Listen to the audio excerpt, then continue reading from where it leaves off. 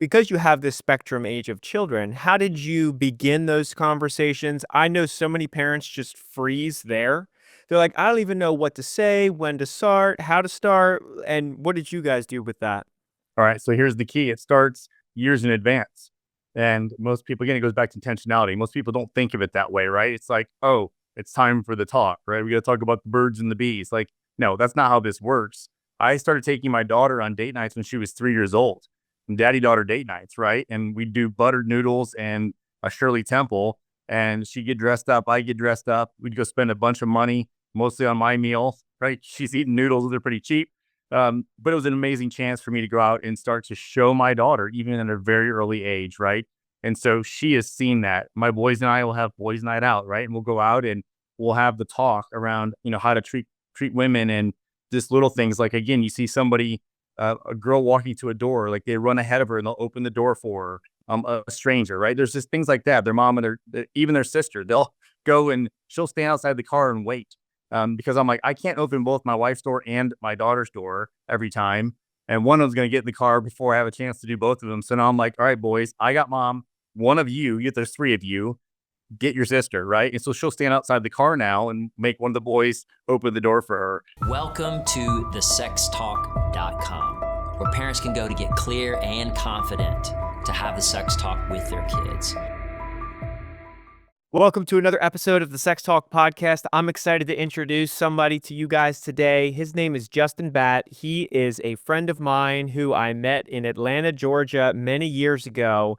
And let me tell you, if you are listening in right now, as an outsider, I get to watch Justin and his wife parent really just from what he shares on his social media. And it's impressive. I'm taking notes from far away. And so I was honored when Justin agreed to come on and share with you guys who are really equally taking notes as I am on how do we have the sex talk with our children? How do we raise them up to have a biblical sexual ethic in our broken, sexually saturated world? So Justin, thanks for being here, man.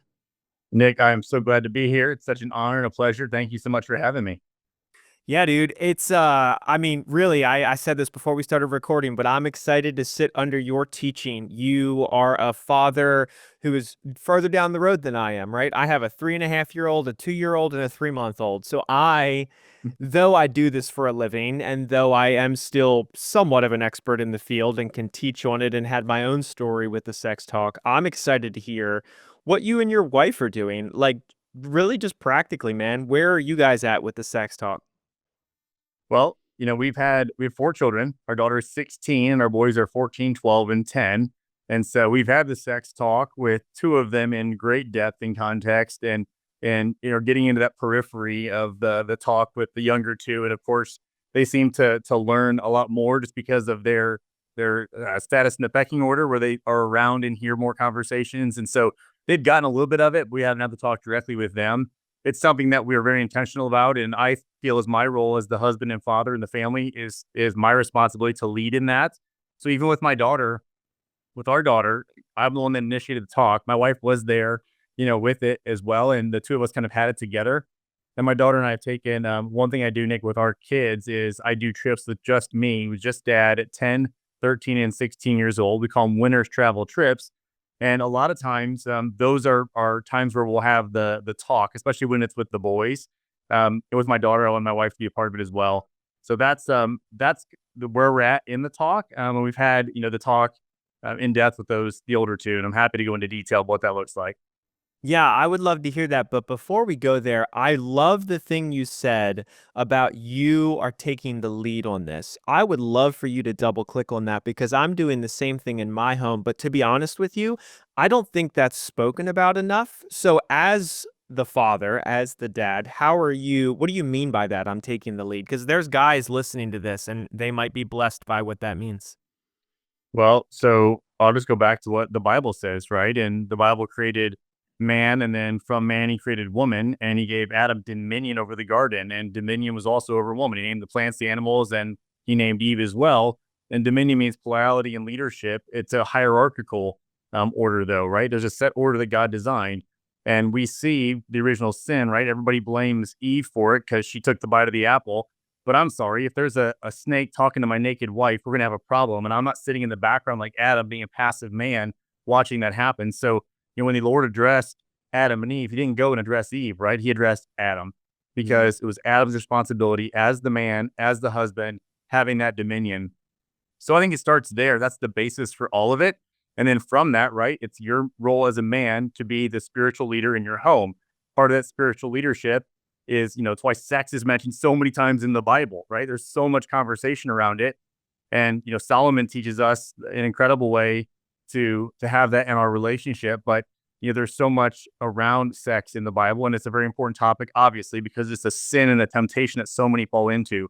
So I think that it comes back to the man, the husband, the father, and being intentional, not just in obviously the sex talk, but in all things we do in our faith, in our marriage, and in our role as a father and as a parent.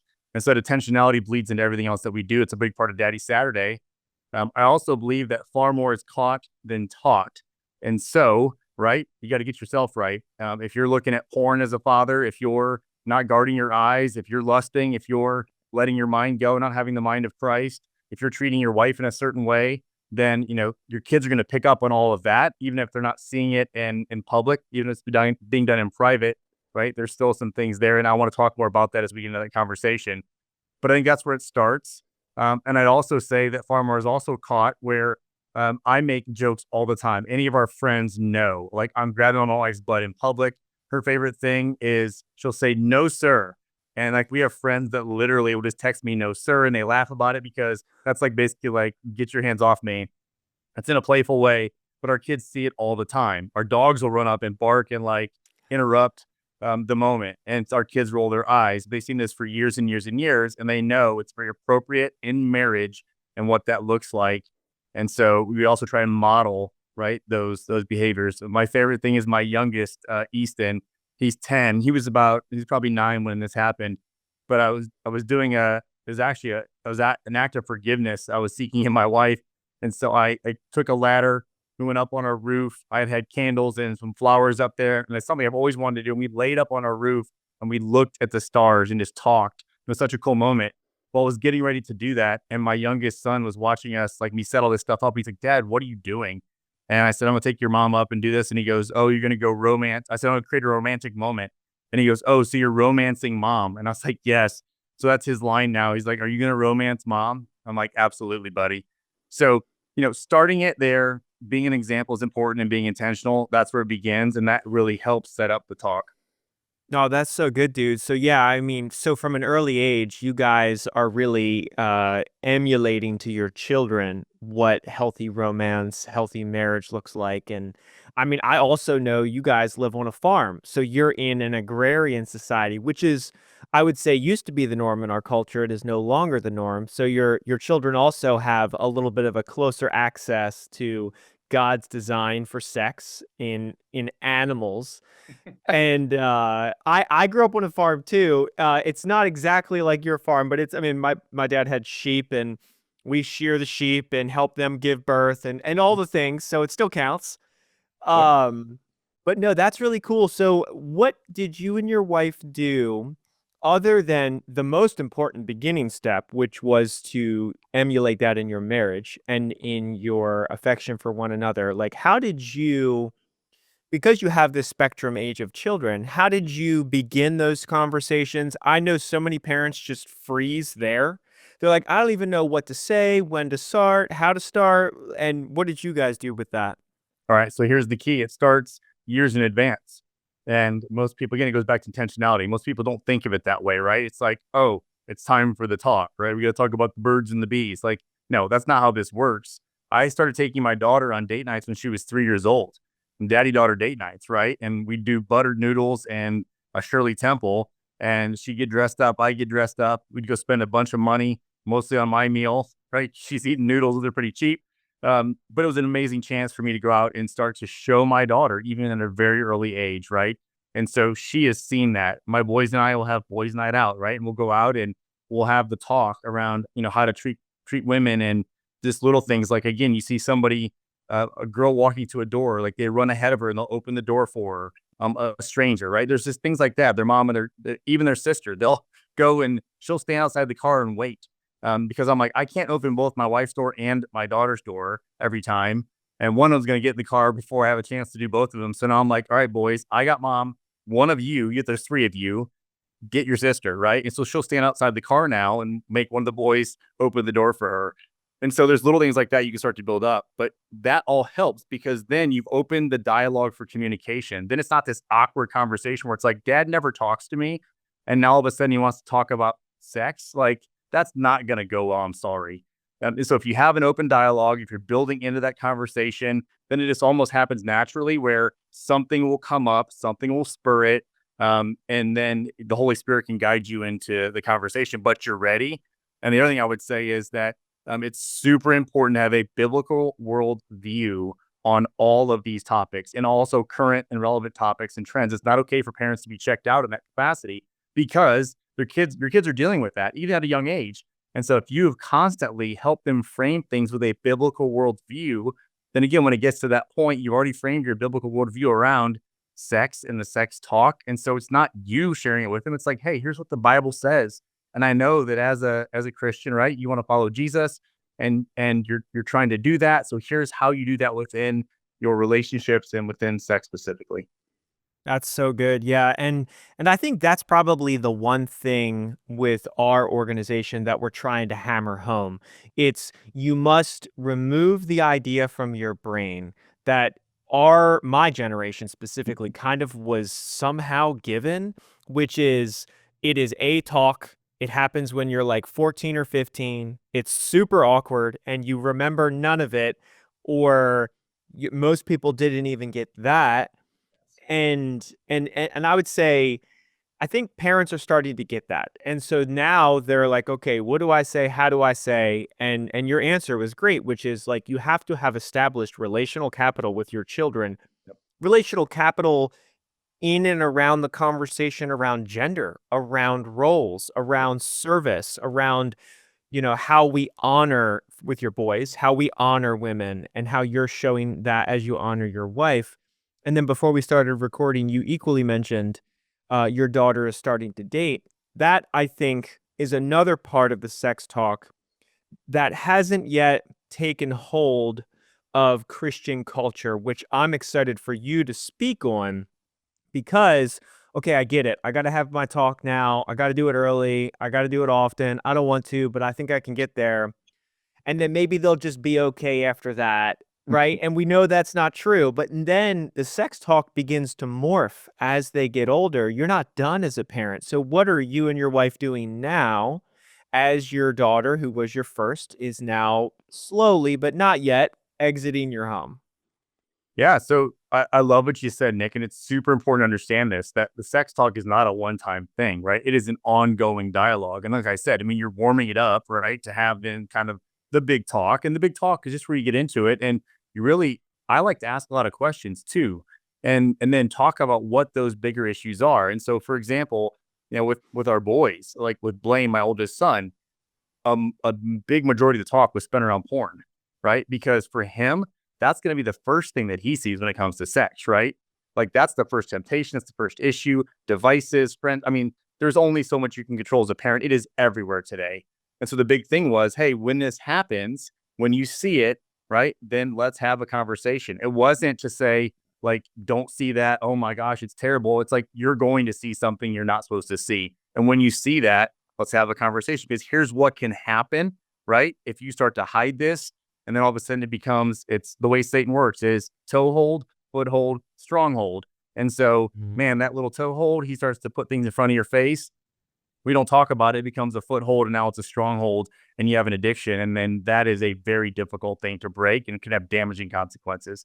So I think that's why it's important to have those conversations early and often. So we don't ever stop the conversations and then they evolve as our children get more mature, right? And that's our rule with dating. It's not like, hey, you got to be 16 to date. We kind of view it as before you're driving, like it's not really dating. Like if I'm taking my kids to meet with a group of friends to go to the movies, they're not really dating anybody else. And our kids understand that and they're very mature about it. So once they reach a level of maturity, then we can have the conversation about starting to date. And then a big part of that is also then to say, I don't know the conversation that other individuals had, with their parents, or if they've even had the talk. So I'm not saying we're going to have a full blown sex talk, but we did have a conversation. So part of my rule with Hayden was when you're ready to date, I got to talk to the guy. We're going to have a one-on-one conversation. And so we have this big point. It overlooks the hills below us. And there's a cross out there. That's where I do my morning devotional, spend time with the Lord. And so he and I went out there and we had this conversation. And a lot of it was around the fact that, look, I'm in your life. I'm going to be a mentor for you. Whether you and my daughter keep dating or not, the chances of you guys ending up together in the long term is so slim to none. I'm not saying it's a negative thing. It's just reality.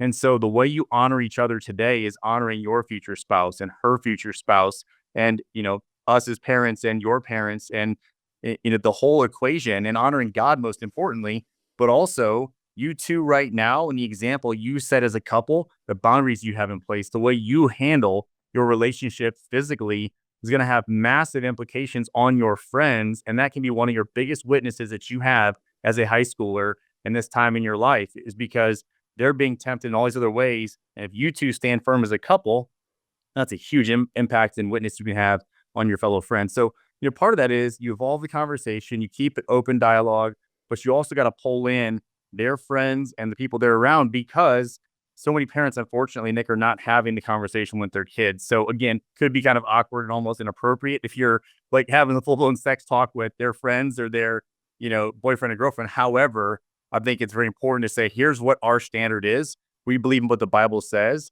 And I was very frank and open about it and, talked about what that means and how Hayden's built differently. And I said, you're going to experience this. My daughter is built differently. So, you got to understand that she'll throat punch you if you go past a certain point with her. And I'm joking, but I mean, there's a little bit of truth to that. Like, she's got very firm boundaries in place because we're training her up in the way she should go. And she is to be salt and light and to influence the culture around her, including her friends and her boyfriend, and not the other way around. No, that's so good. And it has me envisioning a new reality, a new vision, a new standard for Christian parents. Obviously, I want this to be for all parents, but for Christian parents specifically, where uh, dad makes it the habit that he has to, if he has a daughter who's beginning to date, he sits down with the boy and has some level of that. And it doesn't have to be perfect, but what you just described is amazing.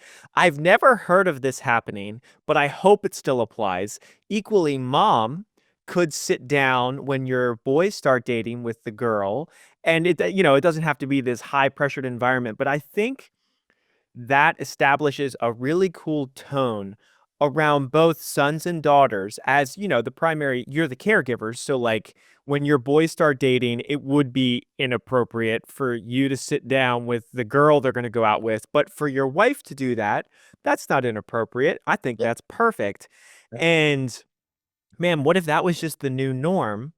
What would that speak over our children? What would that usher them into? And then one crazy story just happened in our ministry, Proven Ministries, where we are really in the trenches with a lot of people in pornography addictions.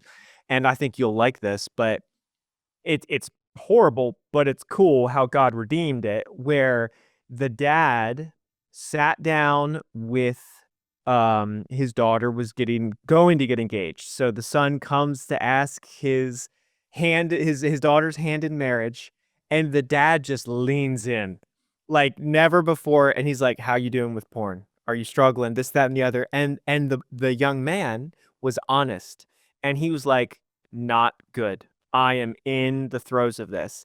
And then the story goes, their engagement wasn't greenlit per se, because dad started to walk alongside of this young man who's not his son in going through our curriculum, into pursuing freedom, so that he can secure his not yet son-in-law's sexual integrity going into, when he marries his daughter. And then, they get engaged, they get married. Yes. It's a cool full circle redemptive story. And I think as parents who are listening right now, unfortunately, that's going to be the norm for our children.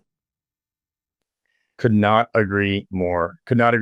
And that's the whole point of being salt and light, right? Like, we need to train our kids up in the way they should go. And at the same time, we're going to have the opportunity to influence other children, whether it becomes our future, the spouses of our children, or their boyfriends and girlfriends, or their peer groups and friend groups, right? Or their athletic teams, whatever that looks like. I mean, there's always going to be ways you can have the conversation or bits of the conversation without going all into it. And again, presenting that biblical worldview. And I love what you said, because one of the questions that I asked Hayden's boyfriend after I said, tell me about your relationship with Jesus Christ.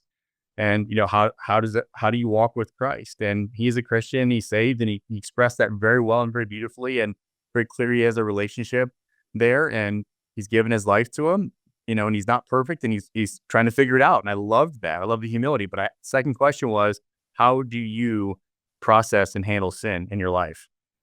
And that question was super important, because as you get into dialogues around things like porn and other things, right, and we brought that up specifically, then how he handles sin, right, is super important. Because again, if you hide it, if you bury it, if you run away from it, or you want to go have a conversation about it, or you want to be held accountable, or you want to confess and repent, right, and then achieve that reconciliation as a result of that. And so I think that question is super important, to your point around just being bold and being open to asking the conversation. The Holy Spirit is so good about leading you and prompting you in those dialogues, just like that dad of saying, leaning in, tell me about your relationship with porn. Like, he knew, right? The Holy Spirit prompted him in that moment. Yeah, and that's what I'm telling a lot of dads today. I mean, I have a 3-month-old daughter, so I'm already preparing myself for it, and I got 20 years before I have to get there. But I think because of the statistics we see, obviously it is impacting women as well. So girls are not immune from pornography struggles and addictions. However, we know statistically the men, it's off the charts. And so my daughter, if I could wave a magic wand, it would be she would date and get engaged and marry a young man who never struggled, who had parents that had the sex talk early and often and brought him up just how you and your wife are bringing up your boys. But that's not the real world. The real world is my daughter is going to be interested, want to date, possibly get engaged and marry a man who is in the throes of a pornography addiction, who didn't have his parents shepherding him in that way. And so in a way, it's like a tough hand to be dealt for, I would say, Christian parents today. And I'm sorry, but I'm not sorry. It's the world we live in, and prepare for it now. And so I think that's a valuable conversation, because it's just not talked about enough. We kind of like do this hop skip where it's like, okay, sex talk early, okay, engaged, married, and it's like nowhere in our culture. I'm curious if you experience this, but in my experience, there is no source we go to in the Big C church to learn about sex. Yeah, not really. I mean, there's been a couple of pastors lately who come out with marriage books, and that have, Mark Driscoll and his wife Grace as one of those. And there's a few others, but like by and large, it's not a widely talked about topic. And I was just going to mention this because I think, to your point around our society and culture today, I deal a lot with fatherlessness and fatherless kids. So I don't know if there's single moms listening to this, who are also going, well, that's great, but like, how do I have the conversation with my boys? Or, even, I can have the conversation with my daughter, but it'd also be great to have that man's point of view, because I'm able to look at my daughter and say, as a man, as a former teenage boy, like, I remember what was running through my veins and in my heart, and, the struggles that I had. So let me tell you what that looks like, right? And what you think about boys and what they think about you, or what they're actually attracted to, is the total opposite of what reality is, right? That comes from a man, not from a female. And so one of the things that I would say is that find, the local pastor, the youth group, great resources like Proven Ministries, and what you guys are doing, right, for content. And, find that person who can be that trusted resource that is a Christian coming from a biblical worldview that can have the conversation. But again, you can't just like drop that on them. That's going to be awkward. So build that mentorship, build that relationship over time through a father figure, and then that conversation can happen. And I think a youth pastor, youth group is a great way to do that. And if a youth group's doing it right, they're having that conversation in that capacity. The other issue is whether there's a father, mother, father, single mom, single dad, doesn't matter. We as a culture, and even sometimes in the Christian church, have outsourced everything as parents to the institutions, churches, to teach our kids about faith, or youth group, right? schools to teach them about education and also the sex talk in many cases, which we now know in public school in many cases, in many states, it is so far from what God's design for sex is and gender and all the other things that if you're leaving that to your kids, oh my gosh, like that is, you're throwing them right into the pit of hell in many cases. So we as parents have to be proactive, have to teach our kids and find other resources that can help them have that biblical worldview so that when they are brought into those things, when they encounter those things in the culture, they have the firm foundation to stand on and know how to respond and respond appropriately and have the mind of Christ in those situations. Yeah, I mean, that's so good. We talk about that all the time where, again, because of the world we live in, and you said this, it's funny, you said it without, it's like one of my scripts from when I speak. It's like, it's not if, but when. They are going to be exposed to this stuff. And in public school and in the world around them, you could be the most perfect parent in the world, and you still can't protect your children from the darkness and the brokenness of sex and sexuality in our culture today. Yeah, so I mean, I got to jump in and just say this because there's two things that I think are super important that everybody needs to hear that's listening. There's a huge difference between innocence and ignorance, and this is one of the biggest issues that I have right now with all the people that are coming out saying, the school shootings. Like, as a Christian, you should never put your kids in public school. They should only be in private school, in private Christian school, right, and or homeschooled. And you know what? That's a reality for some people. Other people don't have that choice. And, you can pray and you can ask God for the finances or ask God for the, and I'm not saying he can't do that or won't do that, but I am saying that for a lot of people, whether it's out of just, lack of diligence or lack of prayer or whatever, their kids are going to be exposed to it. But another challenge that I see is parents, just because they put their kids in private Christian school or they go to church or they're involved, they literally makes them let their guard down because they feel like, oh, my kids are getting this somewhere else. And so what they then do is there's a false sense of security and the fact that their kids are getting the conversation or know what they're supposed to do. And it's actually creating ignorance and not innocence. My kids are all innocent because they know what's wrong. They know what could happen. We've had these conversations at length about gender identity and transgenderism and the homosexuality that's running rampant in our community. And, my 9-year-old, we're having conversations around the pride flag and what that means. And, he's bringing it up and we're having an open dialogue around it. We're talking about sex. We're talking about all these different things in our home. And that's super important to understand because so many parents, right? They just outsource that because it's awkward, it's uncomfortable, or they feel like somebody else, it's their responsibility. And if you do that, it's the number one mistake you'll make with your kids. So help them be innocent, not ignorant. Because if they're ignorant, then what happens is when they experience porn for the first time, what do? Then they become addicted to it, right? Because they're ignorant of what could happen if you allow that to take hold in your heart and in your life. The other one is for young women, and my wife has done such a good job on this, is you are to dress attractive, but not to attract, because what are you attracting, right? Are you attracting the eyes of the 50-year-old man in church who's trying to listen to the sermon, who's sitting beside his wife and they're having struggles in their marriage, and he looks over and he can see the side of your breast exposed because you're wearing something in church you shouldn't be wearing, right? Or when you're out and about, like, are you attracting potentially human trafficking or somebody who could, grab you as a young female? And the same thing goes for our boys, right? Like, they need to help the young girls around them understand that you are beautiful as the way God made you.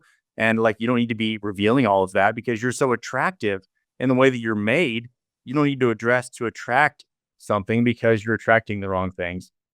No, I think that's really good. I think that's one of those hot button conversations that we should be having around modesty, around you said it, innocence, and the way girls are dressing versus the way what you see secular girls dressing. I was just having a conversation with another father who raised 4 girls, and they are the most beautiful, modest, God-honoring women who are off and out of the house now. And there's one still left in the house, and he was on the last podcast episode, and it was phenomenal because in the same way I'm taking notes from you as a father, he was like, all right, you're in dad of all daughters land, and he is just crushing it alongside of his wife.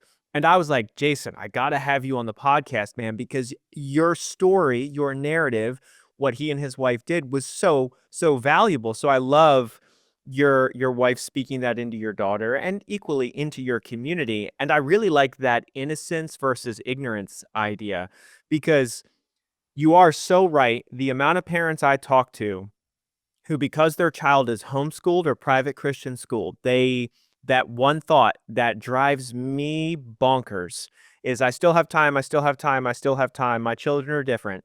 And then they start, and then I get a phone call, and their child's been addicted and looking at pornography for the last 3 years, starting at the age of 11, and they thought it was good to start at the age of 13 or 14. And I like that because as a parent, you cannot be ignorant to this so that you can produce innocence in your children. Because if Yes. you are ignorant as a parent, good luck, your child's innocence will be gone. 100%. 100%. And it happens so fast and you can't ever get it back, right? That's the unfortunate thing. And so we live in a world today where it's, evil prevails, evil is abound. And so it's not another big issue is that, to your point, so many parents look at this as a fleshly issue, and it's not. It's a spiritual battle, right? We know that we're battling the powers of the spirit. It's not a battle of flesh and blood, right? It's a battle of the spiritual powers and forces of darkness and evil of this world. And so this is a spiritual issue. This is not a physical issue, even though everybody makes it a physical issue. I think that's probably of anything that I say, that's the most important thing to understand is that when you have this conversation with your kids, leading up to this conversation with your kids, this is a spiritual issue. So you should be praying over this, praying over the conversation, seeking God's word.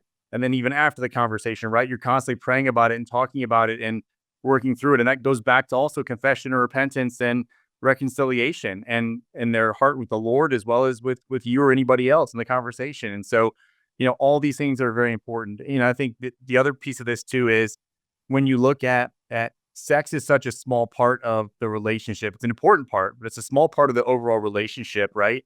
And so we also, again, look at this as one part of it. And it's like, okay, so how do you then compartmentalize this with everything else? And you got to look at the bigger picture. So spiritual is where it starts. And then in terms of the physical, it goes back to, all right, let's build a friendship. And that kind of is the emotional piece. And my wife and I are best friends, and we've always been great friends. So build your relationship around a friendship first, right? The physical part, that's easy. Like if you're not attracted to the person, then why are you with them in the first place? Like that kind of takes care of itself in most cases.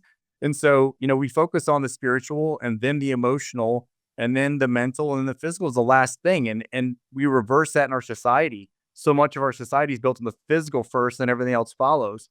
So if you also show your kids how to build the relationship, then that's the biblical way to do it, right? Then they also understand what that looks like. And then the final piece would be as they progress in age and get closer to marriage and they've abstained, they've stood firm, then it's like, okay, sex it's not a bad thing. They have to understand. That's why I said my wife and I model that we're attracted to each other, that our kids know that we've had the conversation with, like that we have sex. That's part of our life and our marriage, but it's confined to our marriage. That's where it's safe. That's where it's healthy. That's where it's appropriate. And outside of that, it's a non-starter because it's like a fire in a fireplace, which is the metaphor you've always heard, right? It burns out of control if it leaves the fireplace, and it's safe and warm and effective if it keeps itself within the fireplace. So we've also tried to really show that this is not just a fleshly battle, and you got to think about fighting things differently. And that's a whole nother level of the conversation because, when the enemy goes to attack, they're going to attack against, you spiritually. And they're also going to use things that are in the physical and in the flesh to fall prey to that. And so many young adults, it's so easy to attack them in the flesh because that's where they're at, right? They're not even thinking of things in a spiritual capacity. So if your kids are Christians, if they are fighting the fight, if you are as parents moving things forward, right, and being an example and leading the way, then you're going to face a lot that's going to come against you. A lot's come against us as a family, right? Because of our stance against fatherhood and restoring the family. And so your kids are going to get attacked, and they need to be prepared for both the physical and the spiritual. Oh, that's so good. Yeah, I think our world and the secular culture, the enemy, has taken sexuality, and elevated it to this idol. And it is everything in our world today. And our children pick up on that. It will become an idol for them, again, if you're not engaged as a parent. And that's what we don't want for your children. And then equally, I love how you brought up how you and your wife are regularly showing affection to one another. Your children do know that you guys have sex, because that's another part of this component. Never in the sex talk are you supposed to be shaming your children around the idea of sex, because God Yes. made it. It's great. And to your point, it is a component of his masterpiece, but it's a component. The enemy has warped it, has broken it, has tried to shatter it. But when you're doing this well in prayer, seeking the Lord first, right? What happens is your children understand this awesome fire that is good and warms the house and keeps us all alive. And by the way, brings us into the world. That changes the whole purity culture, stigmatized, sex bad, female body bad, right? Yeah, because you're shifting that narrative, which is why I love having conversations with parents who have older children, because I want parents to realize the sex talk is morphine.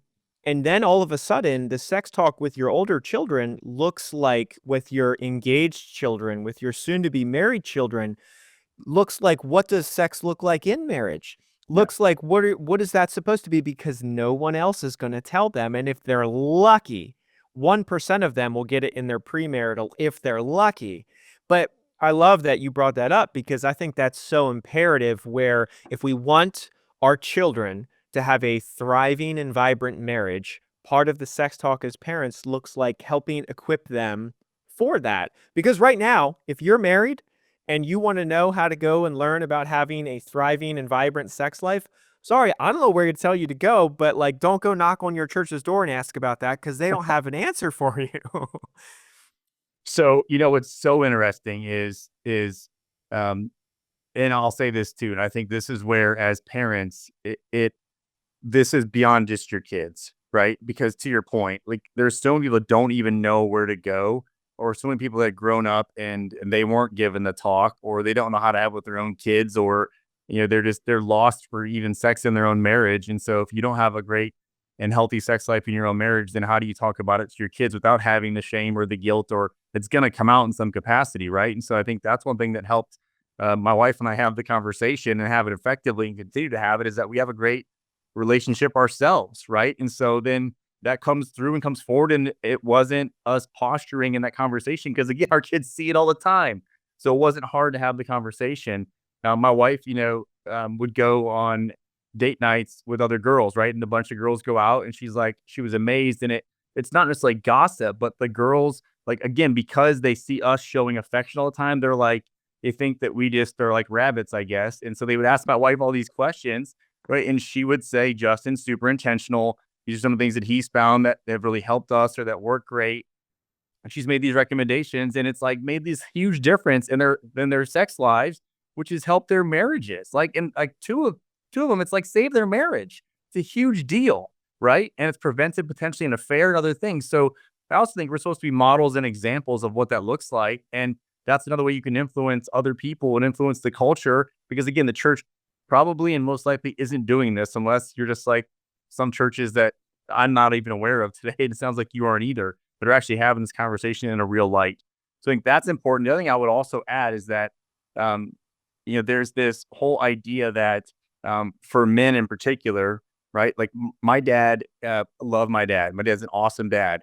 But, when it came to things like this, like he didn't have such training. And so he threw me the Men's Health Guide to Sex, highlighted some chapters, said, put this under your bed and don't show your mom. Like that was the idea of the sex talk, right? And there were some other things that happened along the way. So like I didn't have that upbringing. And my point in saying that is that it's nothing against my dad, but it's to say that just because that was my upbringing doesn't mean that I have to do the same thing to my kids. Like I don't have to use it as an excuse. I made mistakes in my life because of some of that.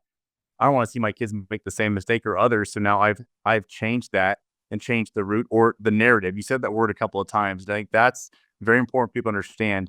The one who controls the narrative wins.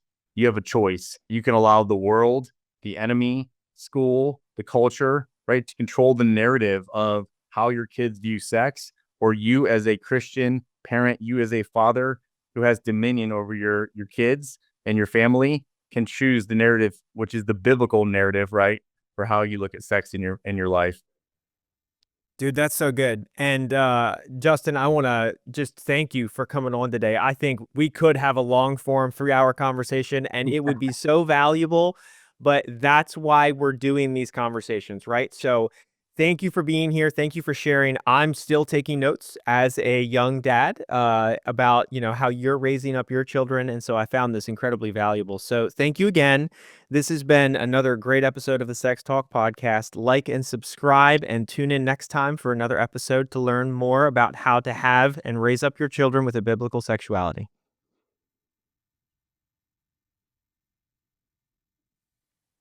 And confident to have the sex talk with their kids. Because I think sometimes we think we're the first generation of Christians who's had to live in a sexually depraved society, and we're not. We are so glad that there is material like this for our world.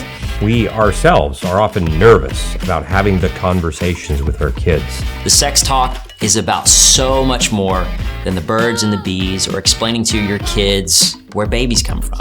In that, we need to come alongside them and serve as a coach. We only have a window of time to invest in our children. What do you wish you would have had when you were 12?